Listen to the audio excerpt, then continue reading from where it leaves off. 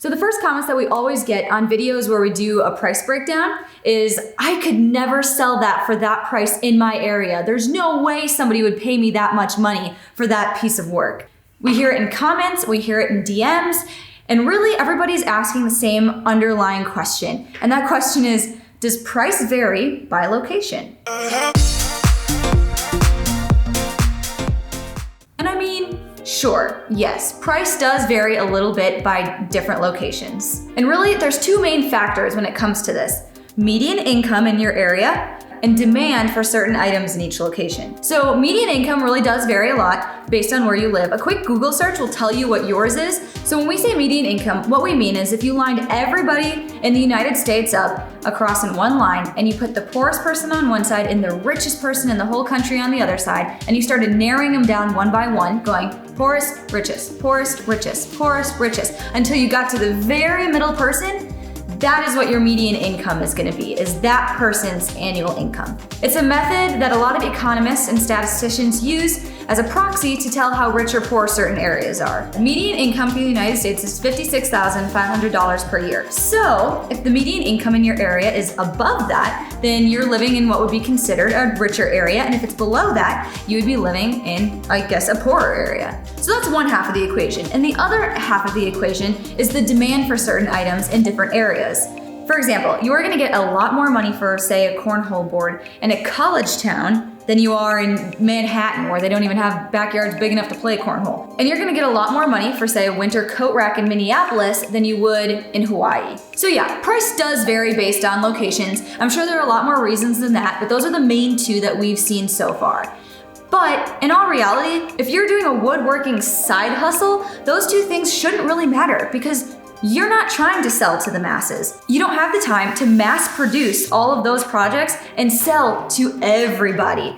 You need to focus on the customers who are either in that richer area so that they're able to pay you what your time and materials and effort is worth, or you need to find niche customers who are looking for what you're building and are willing to pay what it's worth. So when it comes down to it, if you only have the hours in a week to build 5 cutting boards, you want to sell them to the people who have the money to pay what they're worth and what your time, what your little time is worth. Why would you sell them to the people that can't afford to pay you for the work you've done on the cutting boards? The time they're paying for when you have this as a side hustle is your family time. That's time you get to spend with your husband, wife, kids, brothers, sisters, whatever. And that's way more valuable. That is your after work time. Those are your only free hours that you have in the day. So if somebody else is taking that time from you, they should be paying for it. All right, so let's start with an example. It's kind of a silly example, but bear with me. Okay, so let's say you want to build really nice end grain cutting boards. A pretty typical product for an intermediate woodworker trying to turn a profit. So you walk downtown and grab 10 people off the street. The first 3 people don't ever cook, like at all. Like they eat out every single meal and wouldn't know what to do with a cutting board, much less pay for a really nice end grain cutting board. This is college Jennie and Davis. Jennie didn't cook. She had an expensive meal plan and had no money for groceries. Davis was in his first apartment and lived right behind a Taco Bell. That's where the sign in our garage came from. I think you can figure out where most of his meals came from. The next 5 are most likely middle class who would love an end grain cutting board. They want nice things, but they don't want to or can't spend the money for them. They would love high value, but can't quite justify the price to themselves. These first 2 groups of people, which are about 80% of people in North America, as our guess, can't afford to buy an end grain cutting board. If you're pricing your boards correctly, with materials, labor, and a little bit of markup, they won't buy it. They'll complain about your prices and laugh in your faces because they can't afford the value.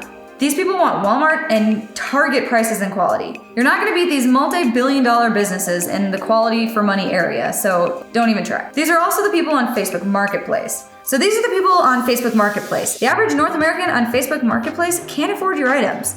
This is where a lot of makers lower their prices just to make a sale to these people who don't even understand what they're buying. On the other hand, you've got 2 people left from this silly little example. One of them knows you personally and would buy anything from you at a full price just because you're the one that made it. This is your mom, your friend, your favorite coworker, or that 60-year-old receptionist that always tries to flirt with you. The other person loves to cook at home. They've considered going to culinary school, maybe opening a restaurant, whatever it may be. They always invite friends over for dinner, and it's one of those things where like nobody leaves hungry. They love cooking. They understand what an end grain cutting board offers to their knives, which is another significant investment in their hobby, and they're willing to pay for it.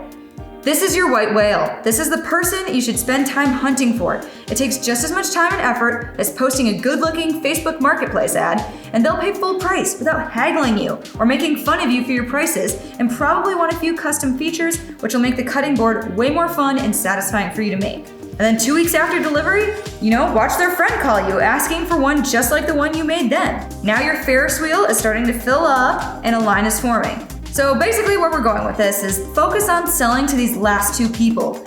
You can't make a profit if you're competing with Walmart and Target products. You can't compete, they've already done it. You have to find a different demographic of people to sell to. Raise your prices, spend 5 to 10 hours educating yourself on basic sales and marketing skills, and you'll start making a profit. You who have asked the question, there's the answer. Yeah, so I hope that this cleared up some things. It's just a huge misconception. Yeah, price does vary, but if that's what you're focused on, you're not going to turn a profit anyway. You're focusing on the wrong thing. If you can only make 4 or 5 cutting boards, you might as well sell them to rich people instead of people that are constantly going to be trying to lower your prices and devalue your work and your time.